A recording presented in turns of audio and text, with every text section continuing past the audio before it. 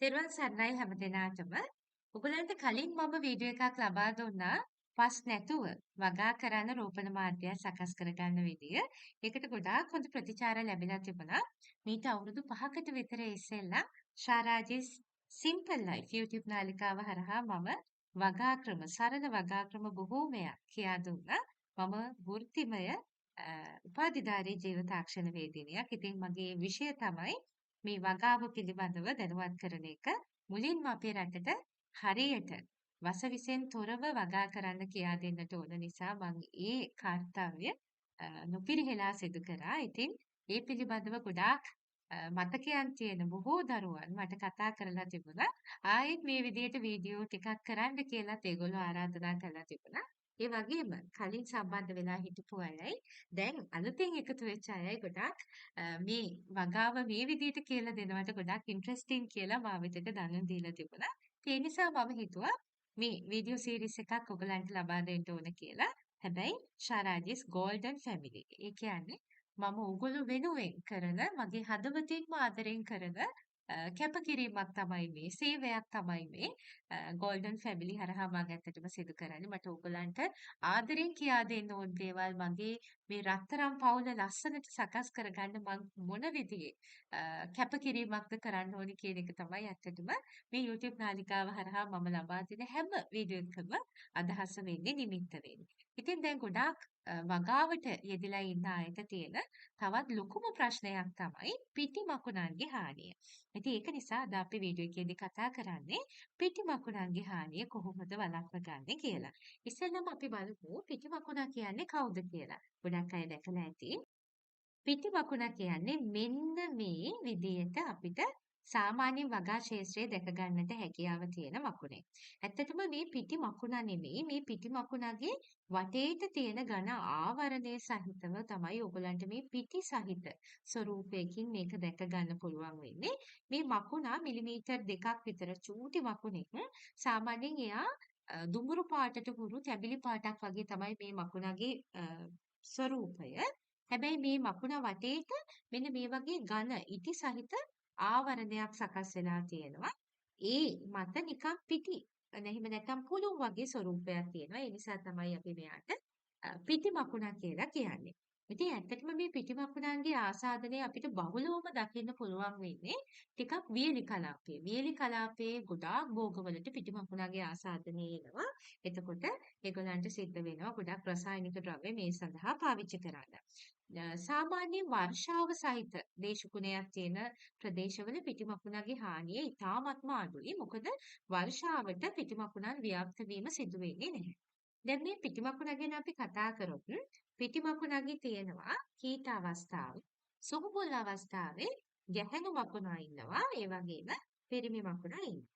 සාමාන්‍යයෙන් අපි ගත්තොත් එහෙම මේ ශාක කොටස් වලට ආසාදනය වීමේදී එහෙම නැත්නම් ශාක කොටස් වලට හානි කිරීමේදී ගැහැණු මකුණයි ඒ ගැහැණු මකුණගේ කීට අවස්ථාවයි. ඒ කියන්නේ බිත්තර වලින් එළියට එන පුංචි පැටියා. එහෙම නැත්නම් අපි කියන්නේ කුංචි දලබු ස්වරූපයක් වගේ තියෙන පොඩි කීටය සහ ගැහැණු මකුණ තමයි මේ විවිධ ශාක කොටස් වල යුෂ උරා බීම සිද්ධ කරන්නේ. පිරිමි මකුණා යුෂ උරා බීමක් සිද්ධ කරන්නේ නැහැ. එයාට පියාපත් තියෙනවා. එයා ගැහැණු සතුන් සංසේචනය කරලා බිත්තර දාන්න තමයි කටයුතු කරන්නේ. එතකොට පිටි මකුණගේ ජීවන චක්‍රය මෙන්න මේ විදිහට තමයි හැදිලා තියෙන්නේ. දැන් සාමාන්‍යයෙන් පිටි මකුණා මං කියවනේ වියලි කාලයේදීත් ඒ කියන්නේ ටිකක් වැසි අඩු හුලං වැඩි කාලයේදී පිටි මකුණාගේ ආසාදනය හරිම වැඩි වෙනවා. ඒ වගේම වියලි දේශගුණයක් තියෙන ප්‍රදේශවල පිටි මකුණාගේ හානිය ගොඩාක් වැඩි වෙනවා. මීට අමතරව ඔයගොල්ලෝ දන්නවද පිටි මකුණා අපි නොදැනුවත්වම අපි විසින්වත් වෙනත් ක්ෂේත්‍රවලට වගා ක්ෂේත්‍රවලට ප්‍රවාහනය කිරීම සිදු කරනවා. ඉතින් අපි මේ වීඩියෝ එකේදී කතා කරමු කොහොමද මේක සිද්ධ වෙන්නේ කියලා.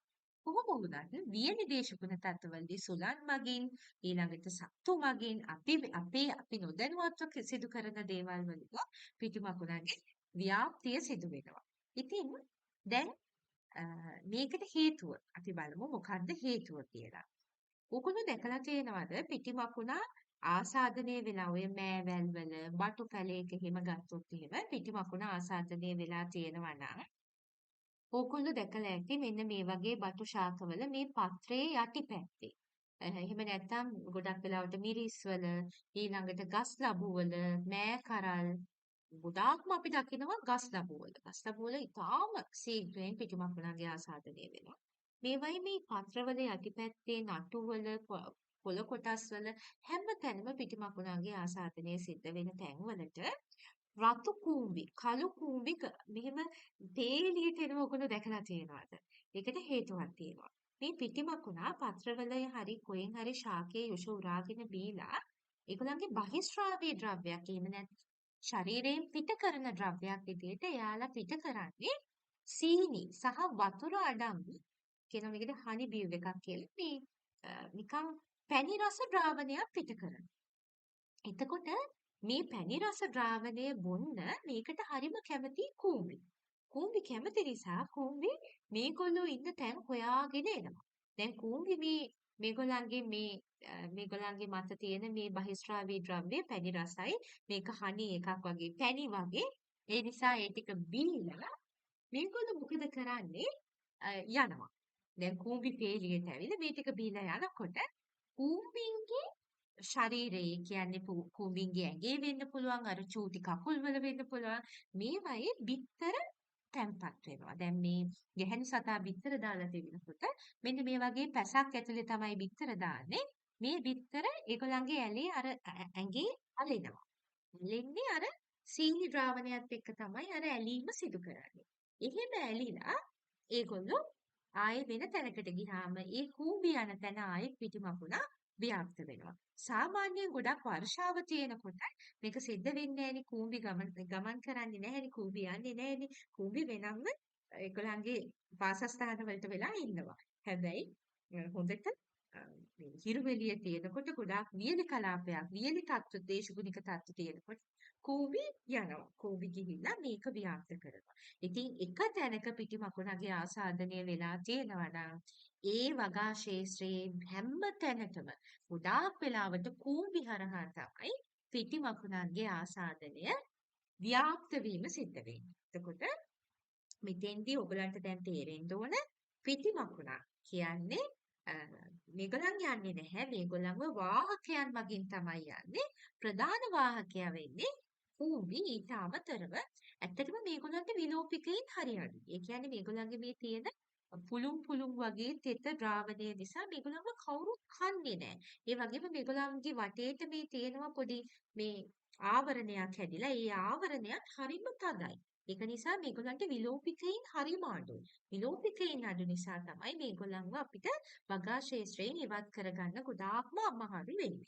පැහැදිලි නේද? එතකොට දැන් අපි බලමු පිටිමකුණ හානි කරයි කියන්නේ ඇයි? ඇයි පිටිමකුණ වගාවට එන එක හොඳ නෑ කියන්නේ? පිටිමකුණා වගාවේ තියෙන සියලුම ශාකවලට ආසාදිත කොටස් වල යුෂ උරා බීම සිද්ධ කරනවා. එතකොට යුෂ උරා බීම සිද්ධ කරාම ඒවයි තියෙන පෝෂක ඔක්කොම පිටිමකුණ විසින් උරා ගන්නවා. එතකොට ශාකයේ තියෙන පෝෂණය අවම වෙනවා. පිටිමකුණ ආසාදනය වෙලා තියෙන ශාකයක් මුලින්ම කහ පාට වෙනවා.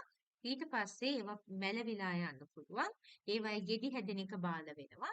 ඒ වගේම පිටිමකුණගේ ආසාදනය නිසා ගෙඩි වැටෙනවා. හරියට ගහ රෝපණය වෙන්නේ නැහැ. හරියට අතු පළදාව හැදෙන්නේ නැහැ. මේ වගේ ගොඩාක් ඩෙෆිෂන්සිස් බලා ගන්න පුළුවන්. මොකද එයා සම්පූර්ණයෙන්ම ශාකයේ තියෙන පෝෂණය උරාගෙන බොන නිසා. ඒ විතරක් නෙවෙයි. පිටිමකුණ ආසාදනය වුණාම පිටිමකුණගේ අර ඔයාලා දැක්කනේ උඩින් තියෙන සුදු පාට නිකන් පුල්ලි පුල්ලි වගේ එහෙම නැත්නම් සුදු පුළුම් වගේ තියෙන තැන අන්න ඒකට දිලීර ආසාදනය ද්විතීකව ඒ කියන්නේ දැන් පිටිමකුණ ආසාදනය වෙලා ඒගොල්ලන්ගේ උඩින් තියෙන අර හනි බ්ලිව් එක එහෙම නැත්නම් ඒ හනි බ්ලිව් එකක් තියෙනවා බහිස්රාවී ද්‍රව්‍ය වලට වතුරයි සීනි එකතු වෙලා හැදෙන පොඩි පැණිමය ස්වරූපයක් එක්කලා තමයි අර සුදු පාට පිටි වගේ ස්වරූපය තියෙන්නේ බාහිරින්. එතකොට ඒකට අර මේ අපේ සාමාන්‍යයෙන් ගත්තොත් එහෙම අපේ මේ වායුගෝලයේ ඕනතරම් පුතේ පුස් වර්ග, දිලීර වර්ග කියලා කියන්නේ අපි දිලීර වර්ග ඕනතරම් තියෙන්න පුළුවන්. ඒකට මේ දිලීර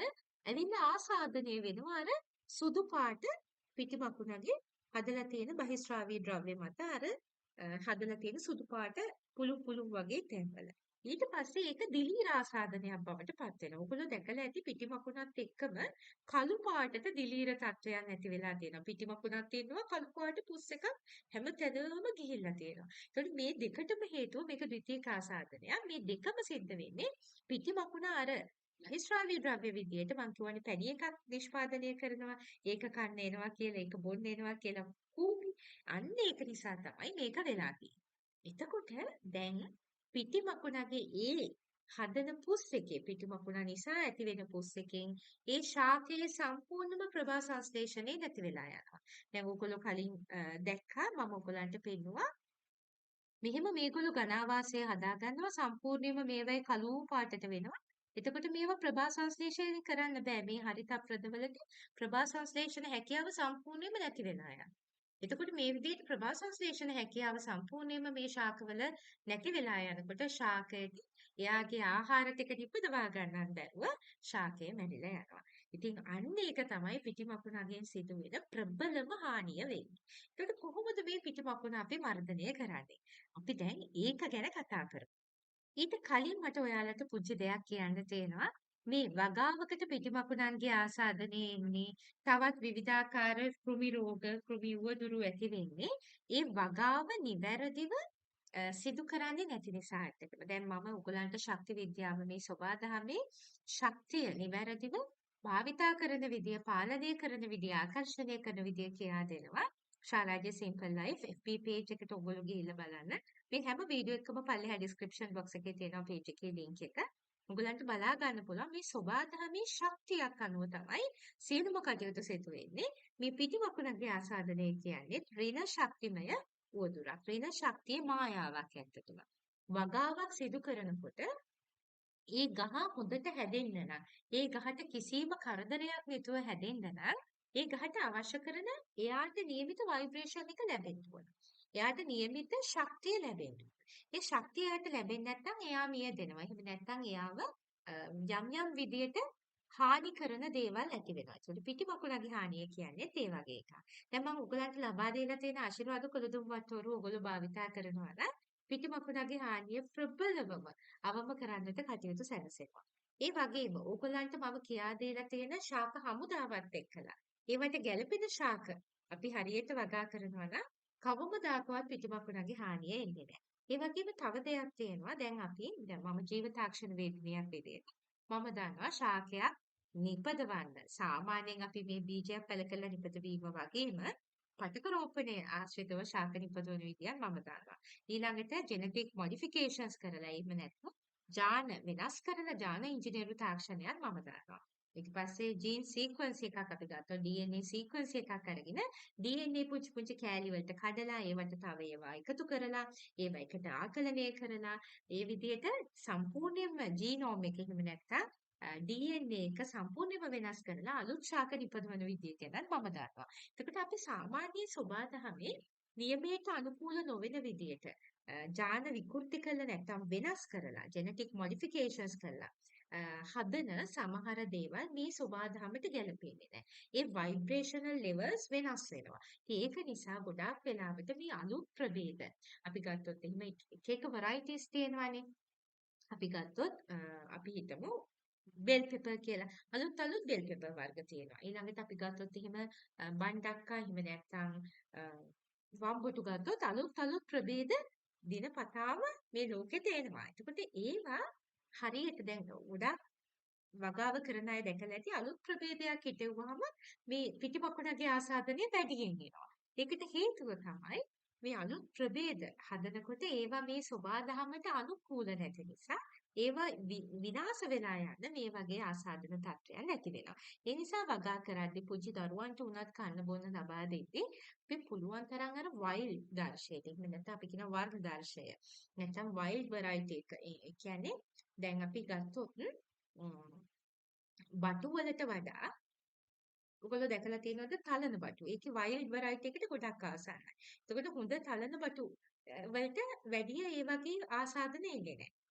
ඉතින් ඒ වගේ අන්න එහෙම ගොඩක් මේ ජෙනටික් මොඩිෆිකේෂන්ස් කරපු ආහාර අවශ්‍යතාවයේ මත ඉකොනොමිකලි ඒ කියන්නේ කමර්ෂල් ක්‍රොප්ස් එහෙම නැත්නම් තාක්ෂණය එකතු කරලා හදන අ සම්පූර්ණයෙන්ම මිනිසුන්ට කන්න දෙන්න ගුණාත්මක භාවයේ පිරිච්ච භෝග තමයි වගා කරන්නේ. එහෙම නැතුව අපිට පුළුවන් නම් අර ගොඩාක් වල්දර්ශයට සමීප වෙච්ච භෝග වගා කරන්න. ඒවට මේ වගේ රෝගී තත්ත්වයන් එන්නේ නැහැ. ඒ වගේම මේ පිටිමකුණන් හරියට ආසාදනය වෙනවා.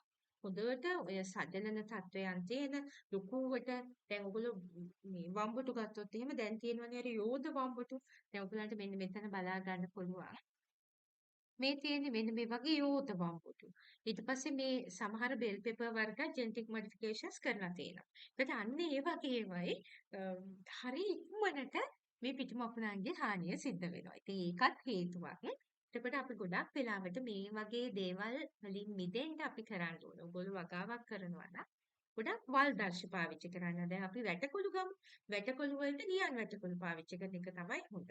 එතකොට මොනවා හරි ඔයා මේ හදනවා නම් මිරිස් වර්ග මේ අලුත් මිරිස් ප්‍රභේද නැතුව කොච්චි පාවිච්චි කරන්න. සුදු කොච්චි. අර ඒ කොච්චි වගේ ඒවා මේ සබාධමත් එක්කම අනුකූල. භෝග වර්ග ඒවට එන්නේ නැහැ. පොඩ්ඩක්වත් මේ මේ පිටි මකුණු හානි විවිධ හානි එන්නේ නැතුව අවුරුදු ගණන් තියාගන්නට හැකියාව තියෙන බව මතක් කරගන්න ඕන. හරි. දැන් කොහොමද මේ පිටි මකුණගේ හානිය අපි වළක්ව ගන්න? මේක තමයි වැදගත්ම දේ. පිටි මකුණගේ හානිය සිද්ධ වෙලා තියෙන එක මුලින්ම වළක්ව ගන්න කරන්න ඕන දේ තමයි වගාව දැඩි අධීක්ෂණයකින් යුක්තව පවත්ව ගන්න ඕන. ඔයා පුංචි ගෙවතු වගාවක් කරනවා නම් එහෙම නැත්නම් මධ්‍යම ප්‍රමාණයේ පොඩි එළවලු කොරටුවක් කරනවා නම් මුදල් උපයන්න බලාපොරොත්තු වෙන අපි හිතමු ඔයා බණ්ඩක්ක ටිකක් හිටවලා තියෙනවා වඹුටු ටිකක් හිටවලා තියෙනවා එහෙම නැත්නම් මෑකරල් ටිකක් හිටවලා තියෙනවා හැමදාම උදේට ගිහිල්ලා බලන්න කවමදාකවත් මිස් කරන්න එපා හැමදාම උදේට වගාව නිරීක්ෂණය කරන්න ඕනේ මේක කරදරයක් කියලා හිතන්න නැතුව ඔයගලන්ට මම කියලා තියෙනවා මම යනවා කියලා වගාචාරිකා මම වගාචාරිකා යනවා හැමදාම උදේට මගේ පළවෙනි කටයුත්ත තමයි වගාවේ ගිහිල්ලා ඇවිදින එක. ඒගොල්ලන්ව අත ගන්නවා, ඒගොල්ලන්ගේ මොනවා හරි තියෙන ආසාදිත තත්ත්ව තියෙන ශාක කොටස් තියෙනවා නම් ඒව කපලා අයින් කරනවා. උදේ පාන්දර ඉර එළිය වැටෙනකොට ඒ වගේ සතුටු ගමනක් යන්න තියාගන්න. ඒක තමන්ගේ වගාවටත් හොඳයි. තමන්ගේ මනසටත් හොඳයි. ඉතින් මේ විදිහට ගිහිල්ලා හැම ශාකයක් දිහාම හොඳට නිරීක්ෂණය කරන්න. හොඳට බලන් ඉන්න. මොනවා හරි තියෙනවද? වම්බුටු ගහේ රල්ලි පොඩ්ඩක් පර වෙලා වගේ තියෙනවා නම් මලානික වෙලා තියෙනවා නම් ඒ කියන්නේ කඩ විදිහට පඩුවේ අනිවාර්යයෙන්ම ඇතුල් වෙලා ඒක කඩලා දාන්න. ඒ වගේ වම්බුටු ගහේ එක පත්‍රයක් පොඩ්ඩක් කහපාට වෙලා තියෙනවා නම් පොඩ්ඩක් දිගහැරලා බලන්න ඒක ඇතුලේ ඉන්නවද සතෙක් මොකෙක් හරි කියලා. සමහර වෙලාවට සුදු පාට එක මේ විදිය පිටි මකුණෙන් දකින්න පුළුවන්. ඒ වෙලෙම මොකද කරන්න ඕනේ? ඒක කඩලා අරගන්න. ඉතින් මේක දැන් මේ විදිහට මේ පිටි මකුණන් ආසාදනය වෙලා තියෙන ඒවා ඔයගලන්ට නිකන් දකින්න පුළුවන් වෙන්නේ.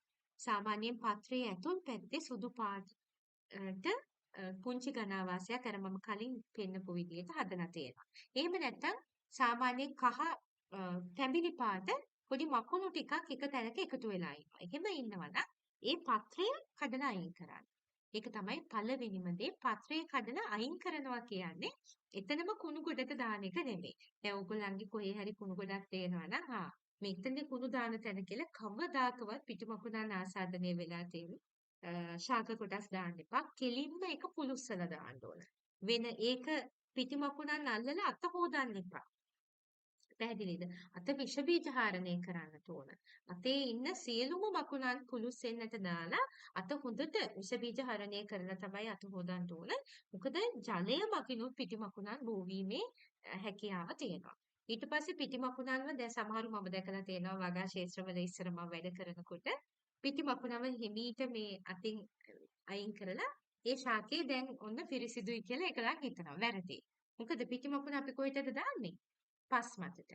පස් මතට දැම්මහම කූඹි එතෙන්ට එනවා. කූඹි මගින් ආයෙත් එයා වෙන තැනකට යනවා. ඒක නිසා කිසිසේත්ම ඕගොල්ලෝ පිටි මකුණන් ආසාදනය වෙලා තියෙන දෙයක් කුණු ගොඩකට එහෙම නැත්නම් එතනම කඩලා දාන්න එහෙම කරන්න එපා. කෙලින්ම පුලුස්සීම සිද්ධ කරන්නට ඕන.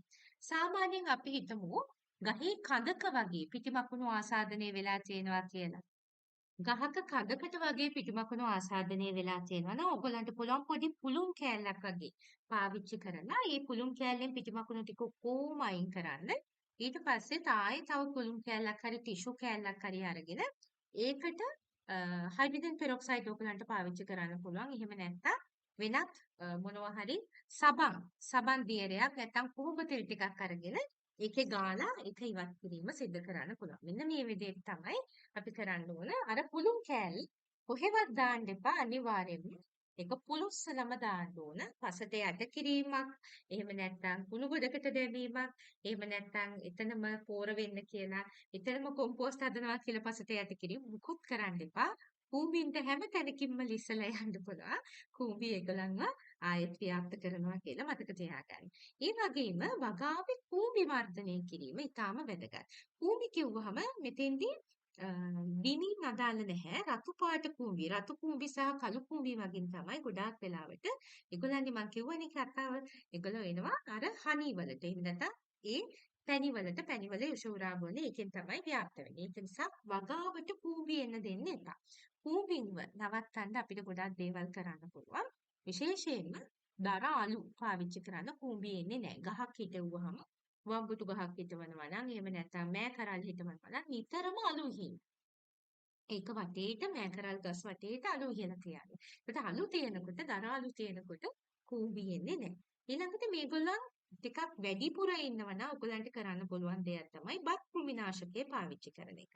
මේ විදිහට කොරපුතු කෘමි පිටි මකුණන් ඉන්න තැනකට බත් කෘමිනාශකයේ ඉන්න බත් කෘමිනාශකයේ ඉන්න බත් කෘමිනාශකය කියන්නේ මම ඒක ඔයගලන්ට අලුතින්ම හඳුන්වලා දීපු එකක්. මේක මුලින්ම හඳුන්වලා දුන්නේ මම. දැන් මේක ගොඩක් ව්‍යාප්ත වෙලා තියෙනවා කියලා මම දන්නවා. සාමාන්‍යයෙන් බත් එක අපි රෑට ඉතුරු වෙන බත් චුට්ටකට වතුර ටිකක් දාලා තියලා දවස් දෙකක් පල් කරලා ඒ පිටි මකුණන් ඉන්න තැන්වලට එහිම සිද්ධ කරාම ඒ පිටි මකුණන්ට මේක විසයි. මොකද ඒවයේ ඉන්න ක්ෂුද්‍ර ජීවීන් මේ පිටි මකුණන්ගේ උඩ තියෙන අර ආවරණයක් මං කියන්නේ සුදු පාට ආවරණයක් හැදලා තියෙනවා කියලා. ඒ ආවරණය මත ක්‍රියාත්මක වෙලා ඒගොල්ලන්ව බිඳලා දානවා. ඒකෙන් ඒගොල්ලන් අයින් වෙලා යනවා. ඔයගලන්ට වස්ත්‍ර විනාශකේ පාවිච්චි කරන්න පුළුවන්.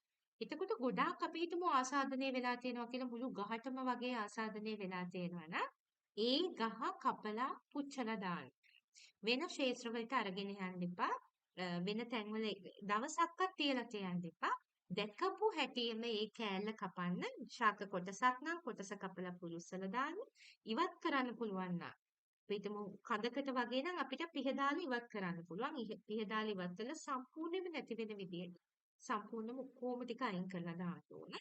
එහෙම නැත්නම් පුරුස්සලා දාන්න ඕන. අපි හිතමු වගා ශේෂ්ත්‍රයක අපි වම්බුටු ටිකක් හිටවලා තියෙනවා මුළු පාත්‍යයටම මේ පිටි මකුණ ආසාදනය වෙලා තියෙනවා කියලා. මොකද කරන්නේ? ඒ වම්බුටු සම්පූර්ණයෙන්ම කපන්න. වම්බුටු ආයේ ලියලනවා. මුළු ගහම විනාශ කරන්න ඕනේ නැහැ. සම්පූර්ණයෙන්ම ගහේ මුලට අඩියක් තියලා කපන්න. තේරුණාද? සම්පූර්ණයෙන් කපලා ඒ අර කපපු තැන ඔයගලන්ට පුළුවන් ඉටි ටිකක් වත් කරන්න. ඊට පස්සේ ඔයගලන්ට පුළුවන් පොල් අත්තක් පත්තු කරලා ඒ වගාව තියෙන පාත්තියේ බිම හොඳට පුලුස්සලා දාන්න. ඒ ශාකය පිලිසෙන්නේ නැති විදියට බිම හොඳට පුලුස්සලා දාන්න. බිම හොඳට පුලුස්සලා දාලා හොඳට වතුර දැම්මහම ආයෙත් අර වම්බුටු පැල ටික වෙනදට වඩා හොඳට ලියලනවා හොඳට පළදාවත් දෙයි. මොකද ඒගොල්ලෝ දැන් පොඩි ස්ට්‍රෙස් එකක ඉන්නේ. කපලා තව ඒගොල්ලන්ගේ මුල් වලටත් දැනෙන විදියට අර බිම තියෙන අර බීජාණු ටික නැත්නම් අර පිටිමකුණා ආසාදනය වෙලා එයාගේ පිටතර හැලිලා තියෙන නිසා තමයි අපි පුලුස්සන්නේ. හැබැයි වම්බුටු ශාකයේ හිතන්නේ එයාව පුච්චන්න හදනවා කියලා. ඒ නිසා මොකද වෙන්නේ? එයා ඉක්මනට ලියලලා ඉක්මනට වම්බුටු දෙන්න පටන් ගන්නවා. ඉතින් මේකත් හොඳ ක්‍රමයක්. වම්බුටු වගාවකට කමර්ෂල් ඇග්‍රිකල්චර් වලදී අපිට මේක පාවිච්චි කරන්න පුළුවන් වම්බුටු වලදී. මොකද මට ක්ෂේත්‍රවලදී ගොඩාක් හමු වෙලා තියෙනවා. සමහර අය වම්බුටු එහෙම වගා කරනකොට අර මුළු ගහ පිටින්ම පුරුස්සලා දානවා. එහෙම කරන්න ඕනේ නෑ. ඒවා ලියලනවා. සාමාන්‍ය වම්බුටු ගහක් ගත්තොත් එහෙම අවුරුදු 5ක් 6ක් වුණත් හරියට මේන්ටේන් කරනවා නම් වගාව සිද්ධ කරගන්න පුළුවන්, පළදාව ගන්න පුළුවන්. හරි. ඊළඟට තව මොනවද කරන්න පුළුවන්? මම මේකට ගෙදරම හදා ගන්න පුළුවන් පුංචි මේ පිටිමකුණන් ආසාදනයේ වළක්වන්න. මේකෙදි ඇත්තටම පිටිමකුණු ආසාදනයේ වළක්වන්න කූඹියන එක වළක්වන්න ඕනේ. අන්න ඒක සඳහා තමයි අපි මේවා පාවිච්චි කරන්නේ. මම දැන් කලින් කිව්වා අපිට දර අලු පාවිච්චි කරන්න පුළුවන්. ඒ වගේම නිතරම සබන් වතුර ස්ප්‍රේ කරන්න. සබන් වතුර ස්ප්‍රේ කරාම කූඹි එන්නේ නැහැ. ඒක නිසා කූඹින්ගෙන් මේ පිටිමකුණන් අපේ ශාකවලට එන එක වැළැක්වෙනවා. සබන් වතුර කියන්නේ සාමාන්‍යයෙන් ඔය ඩිටර්ජන්ට් පවුඩර් නෙමෙයි නිකන් සාමාන්‍ය සබන් ටිකක් දිය කරපු වතුර ටික නිකම්ම ඔයාගේ පැලවලට ඉහළ දාන්න. ඒක හොඳටම ඇති. ඒක සිද්ධ කරන්න පුළුවන්. ඊට පස්සේ කොහොඹ තෙල් සාමාන්‍යයෙන් කොහොඹ තෙල් මූඩියකින් දෙකක් විතර වතුර ලීටර් කොහොඹ තෙල් මූඩියකින් එකක් විතර වතුර ලීටර් එකකට. සාමාන්‍ය අපි වතුර ලීටර් දෙකක් විතර හදා ගන්නවා නම් මූඩි දෙකක් විතර දාලා හොඳට කොහොඹ තෙල් ද්‍රාවණයක් හදලා. උඩන් ලොකු නෙමෙයි කියනවා 100ක 2ක වගේ තමයි. සාමාන්‍ය මිලිලීටර් 20ක් ජලය ලීටර් එකකට දැම්මහම හොඳටම ඇති. වැඩිත් එක්කලා ඒ විදිහට හදාගන්න. ඒ විදිහට හදාගත්ත කොහොඹ තෙල් ද්‍රාවණය ඔයගලන්ට පුළුවන් ඉහින්න.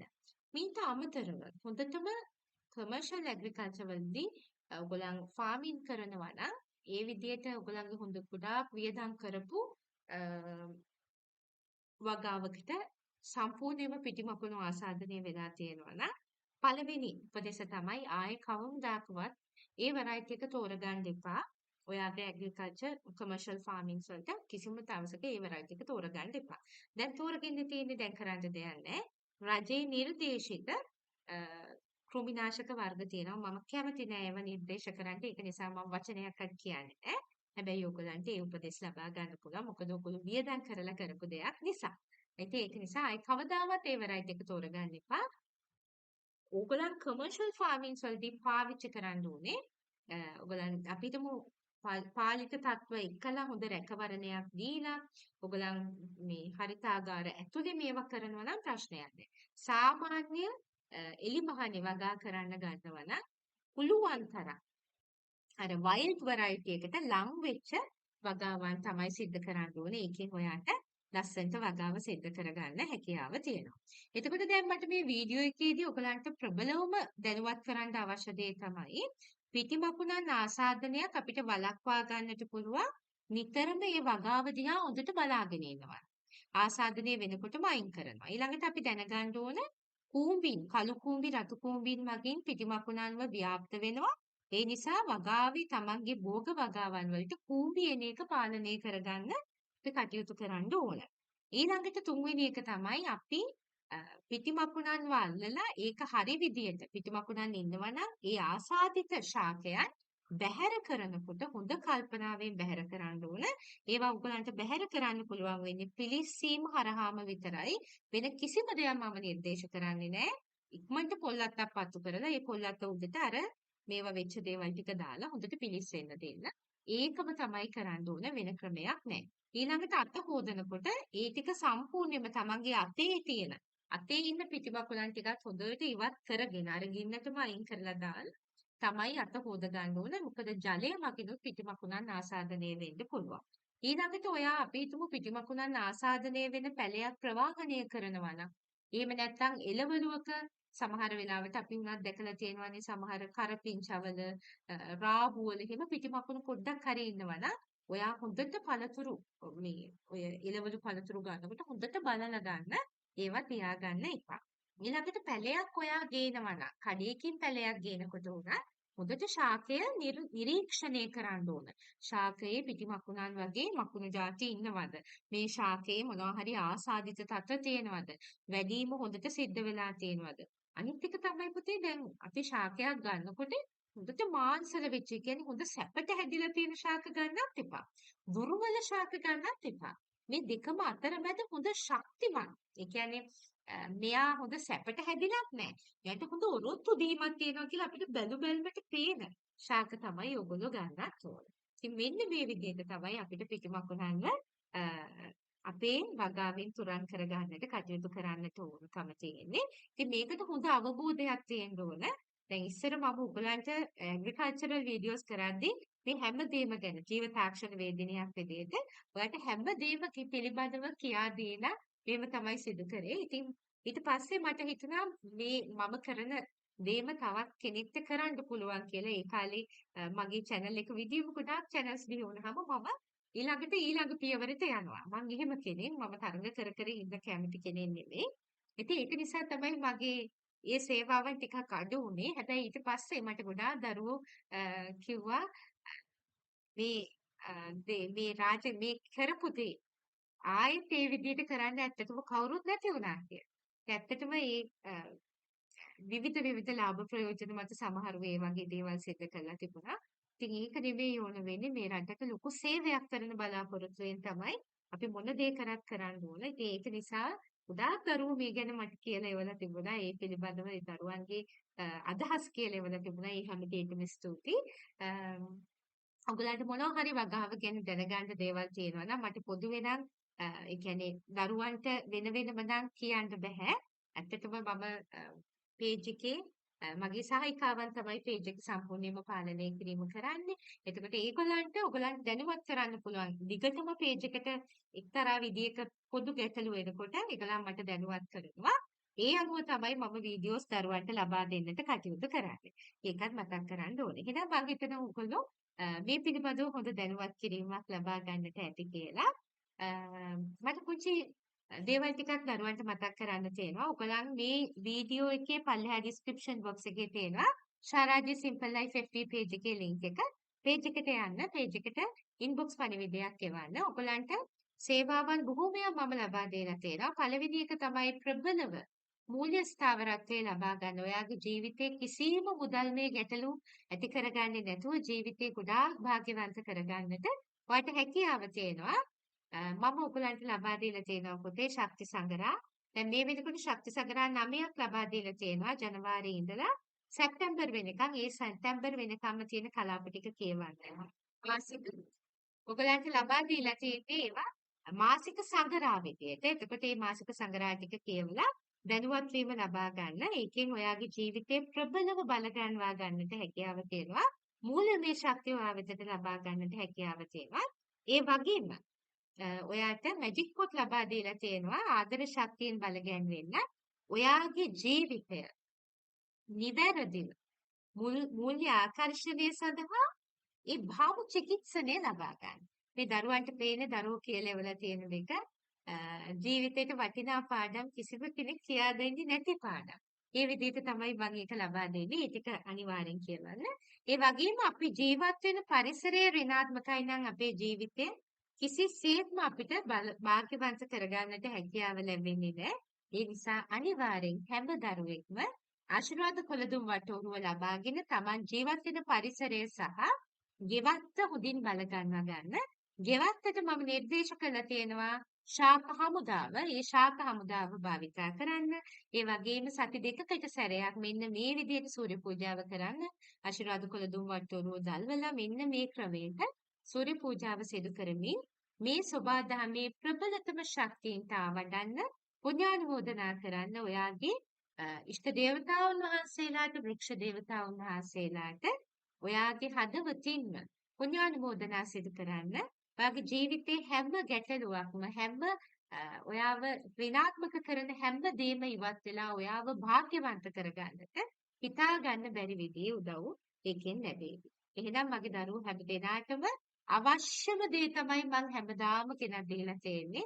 මේ වෙනකන් මම හිතන්නේ මම දැන් මේ වෙනකොට වීඩියෝස් 3000කට කිට්ටු වෙන සකස් කරලා තියෙනවා මේ YouTube නාලිකා දෙකේම. ඒ හැම වීඩියෝ එකක්ම ඔයගලගේ ජීවිතේ බල ගන්නවනවා, ඔයගලන්ව ගුණාත්මකව සංවර්ධනය කරන ඔයගලන්ගේ භාවයන් ඉහළ නංවනවා, ভাইබ්‍රේෂන් ලෙවල් එක ඉහළ නංවනවා. ඔයගලන් භාග්‍යවන්ත දරුවෝ කරන්න තමයි සියලු දේ ලබා දීලා තියෙන්නේ.